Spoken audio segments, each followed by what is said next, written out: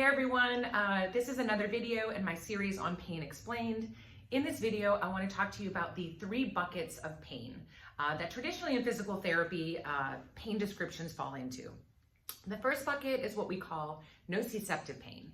That's pain where you have local tissue, injury or damage, and it's basically like a tendonitis or some sort of issue with the tissues locally, ligaments, tendons, and those things tend to heal within a couple of weeks to 2 to 4 months. And then you don't have any issues with them later on. They may have a little bit of tightness here and now, but the middle bucket is what we call neurogenic pain. And that is pain that comes from the nerve root. It comes from the nerves. It can come from a nerve centrally or also peripherally into the arm.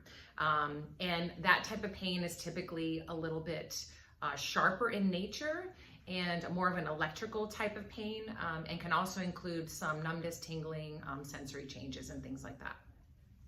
The third bucket is nociplastic pain, and this is the bucket of pain a lot that I talk about in my videos. We all have a combination of all 3. It's just which one is dominant.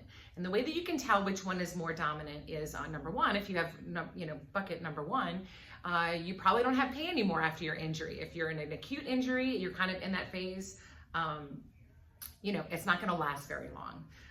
The neurogenic pain, you can tell because you have numbness, tingling, those types of things, and all of these physical therapy can help and work with. The neurogenic pain tends to last a little bit longer because nerves take longer to regenerate, but they still should regenerate within a period of months.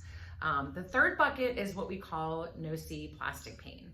That is, based on the explanation that I had of, the sensitive alarm system in our brain.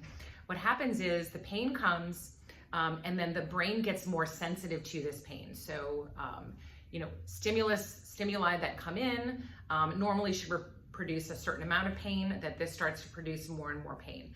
This is usually your chronic pain, injuries, persistent pain that just doesn't go away, or pain that you might have had a long time ago and it just keeps resurfacing every now and then. Some of the typical characteristics of nociplastic pain are the pain isn't in one spot specifically. So, when you have a tendon injury, it always hurts right here when I do this.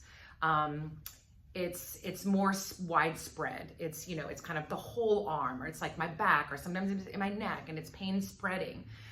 It's being very sensitive in lots of different areas of your body. Pain that comes on with stress. So it's all of these things that are increasing the alarm system in your brain that are causing your pain to increase. So in the next video, I'm going to talk about somatic processing, which is a very effective tool for those of you who tend to have more of the nociplastic pain, bucket number 3. So stay tuned for that.